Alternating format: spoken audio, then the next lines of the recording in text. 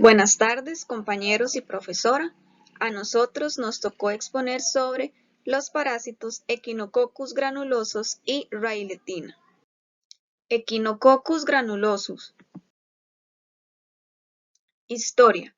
La taenia del perro o gusano de la hidátide es una especie de platelminto de la clase Cestoda que, en su forma adulta, es parásito del intestino delgado del perro, mientras que, en su fase larvaria, parasita el ganado ovino o caprino de forma secundaria o accidental. También puede ser parásito de otros animales, incluyendo el ganado bovino, equino, porcino, algunos roedores, ciervos, alces y como hospedero accidental al ser humano. Su epidemiología. La hidatosis se considera una parasitosis de distribución universal originada por la larva del cestodo Echinococcus granulosus, donde el huésped definitivo es el perro.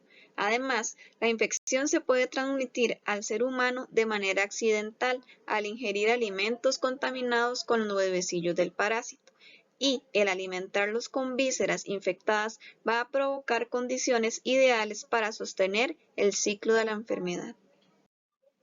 Su taxonomía: reino Animalia, filum Platelmintos, clase Cestoda, orden Cyclophilidae, familia Taenidae, género Echinococcus y especie Granulosus. Patogénesis: causa una lesión degenerativa vesiculosa en vísceras humanas y animales. Al ingerir los huevos del parásito, este va a penetrar las vellosidades y por los vasos sanguíneos alcanza el hígado, que va a actuar como la primer barrera del parásito en donde queda la gran mayoría. Además, puede causar eosinofilia, fibrosis, reacción inflamatoria. Su morfología. Es de forma aplanada parecido a una cinta. Está compuesta por las partes del cuerpo llamadas el excólex, cuello y el estróbilo. Adulto tiene una longitud de hasta 3 a 6 milímetros, excólex, 4 ventosas, corona de ganchos. Se caracteriza por presentar celoma, son similares al gusano pero aplanados, dorsoventralmente pero con simetría bilateral. Además, las aberturas oral y genital se localizan en la zona ventral. Tiene un quiste hidatídico, capas fibrosa, cuticular o laminar y germinativa. No tiene ano y cuentan con epidermis sensorial y ciliada. El ciclo de vida de este parásito, en el caso del adulto Echinococcus granulosus, habilita el intestino delgado de su hospedero definitivo.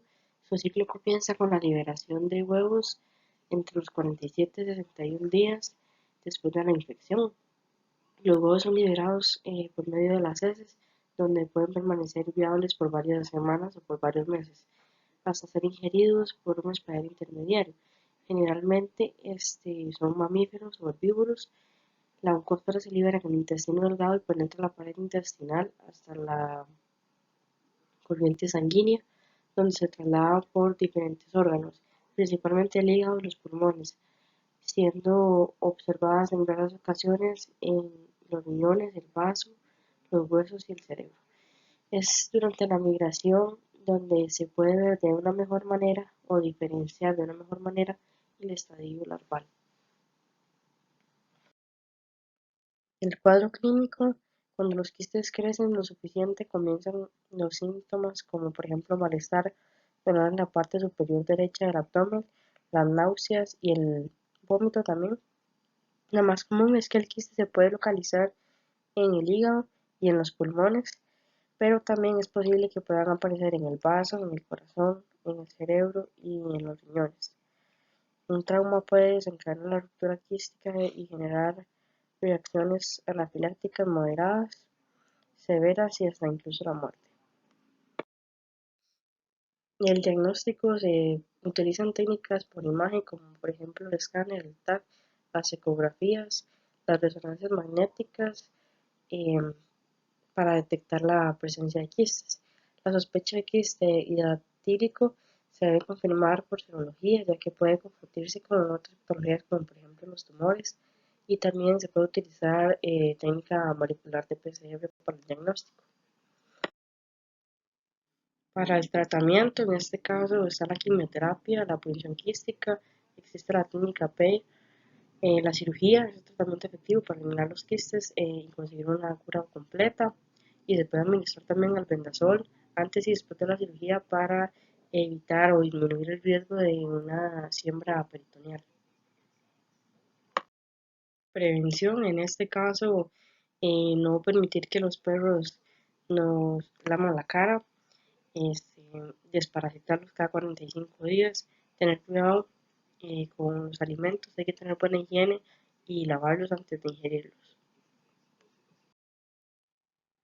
A continuación, mi compañero Álvaro nos va a explicar lo que sería el parásito Rayletina.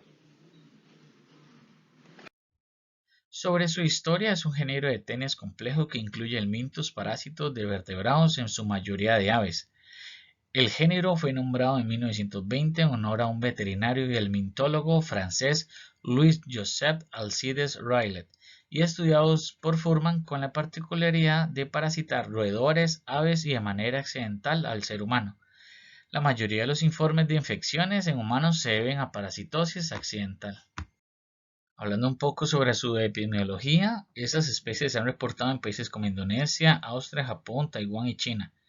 En cuanto a otros tipos de Rayletina, se han reportado casos de infección en humanos como en Guyana, Quito, Ecuador.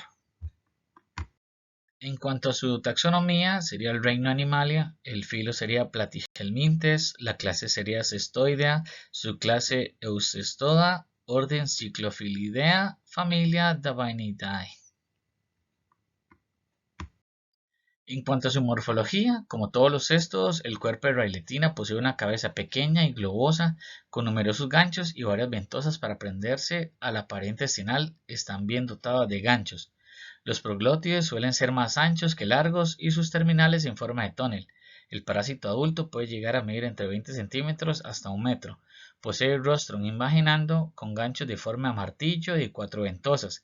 El estróbilo con segmentos craspe, ovario lobulado dividido en 2 porciones, glándulas vitelógenas con localización posterior al ovario, proglótides grávidos de tamaño similar a granos de arroz cocido, sacos de cigarro, piriforme de posición dorsal a la vagina, testículos con localización central, ovario lobulado dividido en 2 porciones, glándulas vitelógenas, localización posterior al ovario. En relación al ciclo de vida, usa como intermediario un género específico de hormigas. Las larvas cistercoides se desarrollan en estos insectos que maduran en la cavidad del artrópodo alrededor de 38 días después de la infección. Con respecto a la patogénesis, es un género de gusano cinta. Ninguna de las especies de Rayletina es altamente patógena. Son parásitos intestinales en el hospedador definitivo. Una infección crónica puede producir diarrea, anemia, hemorragia en el intestino. Acerca del cuadro clínico, es probable que la mayoría de los casos sean asintomáticos. La presencia de proglótidos blancos y móviles en las heces por lo general provoca atención clínica. En América Latina se han reportado síntomas no intestinales en niños, tales como taquicardia, convulsiones, lipomia, entre otros. Y entre los casos que han publicado se describen trastornos gastrointestinales como náuseas, dolor de cabeza, vómitos y pérdida de peso. Refiriéndonos al diagnóstico, se realiza mediante la observación de los parásitos en las heces como pequeños fragmentos blancos. Son muy similares a los granos de arroz, pero a la hora de hacer el examen microscópico se puede diferenciar si se trata de verdaderos granos de arroz o de este parásito. Y en otras circunstancias se puede producir la expulsión espontánea del parásito con su excólex, que eso nos permitiría observar los ganchos característicos. Y en cuanto al tratamiento, se pueden utilizar dos, ya sea el niclosamida, que también se le conoce como Yomesan, y el praziquantel. Y en cuanto a la prevención, se recomienda la manipulación higiénica de los alimentos y también utilizar insecticidas de una manera periódica.